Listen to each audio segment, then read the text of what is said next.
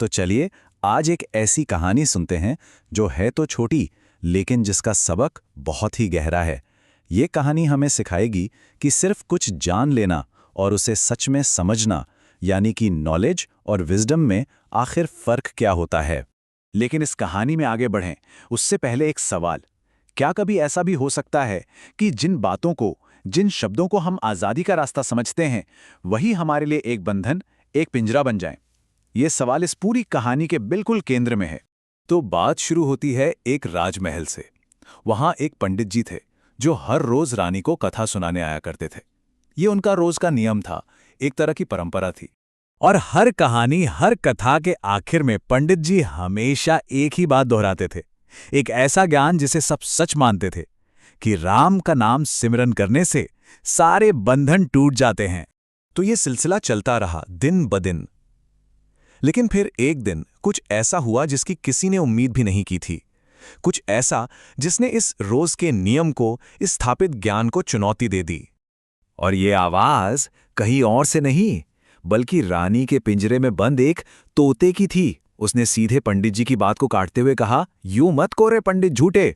जरा सोचिए उस भरी सभा में क्या माहौल हो गया होगा। अब पंडित जी तो ये सुनकर एकदम हैरान रह गए। गुस्सा भी आया, अपमान भी महसूस हुआ कि एक मामूली तोता उनके ज्ञान पर सवाल उठा रहा है। तो अपनी इस उलझन को लेकर वो सीधे अपने गुरु के पास पहुंचे। अगले दिन गुरुजी खुद पंडित के साथ महल गए और वहां पहुंचकर उन्होंने कोई बहस नहीं की, कोई ज्ञान नहीं दिया। वो सीधे उस तोते के पास गए और उससे बस एक सवाल पूछा, क्यों? अपनी कहानी बताओ। और तब उस तोते ने अपनी पूरी कहानी सुनाई। बताया कि कैसे वो खुले आसमान में बिल्कुल आजाद था। फिर एक आश्रम में राम राम रटने की वजह से ही उसे एक संत ने पकड़ लिया। ये था उसका पहला पिंजरा। वहां से उसे एक व्यापारी को दिया गया जिसने उसे चांदी के पिंजरे में डाल दिया और आखिर में वो रानी के पास इस सोने के पिंजरे में पहुंच गया। विडंबना देखिए, जिस नाम को जपने से बंधन टूटने थे उसी नाम ने उसे एक के बाद एक और भी मजबूत पिंजरों में कैद कर दिया। भले ही पिंजरा सोने का था और उसे खाने को अच्छे अच्छे मेवे मिलते थे, पर उसने असल में खोया क्या था?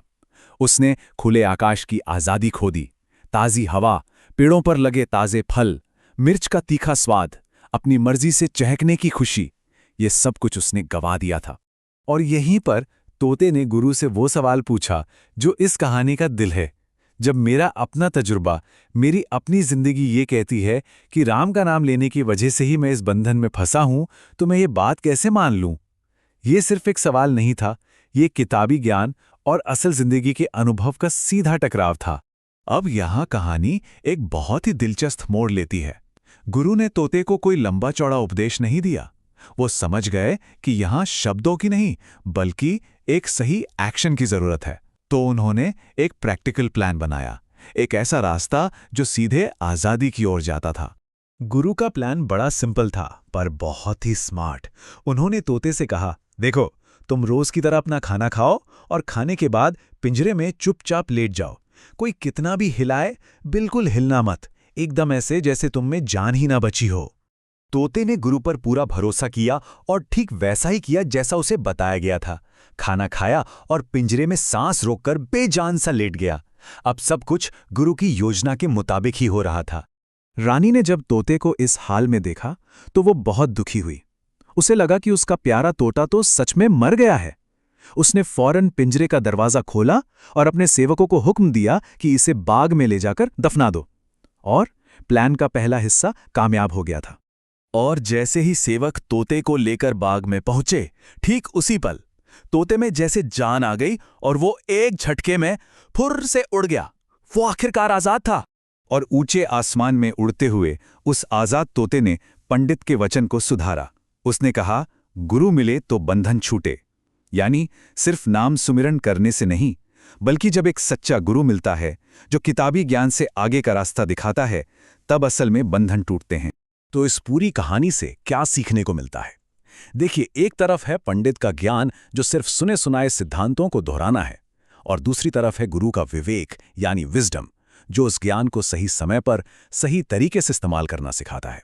सच्ची आज़ादी सिर्फ जानने से नहीं बल्कि उसे अपनी जिंदगी में उतारने से मिलती है। और ये विश्लेषण हमें इस आखिरी सवाल पर छोड़ जाता है। हम सबको ज्ञान कई जगहों से मिल जाता है, कई पंडितों से मिल जाता है, लेकिन क्या कोई ऐसा गुरु है जो हमें उस ज्ञान पर चलने का रास्ता दिखाए? क्योंकि रास्ते को जानना एक बात है और उस रास्ते पर चलना बिल्कुल दूसरी। इस पर जरूर सोचिएगा।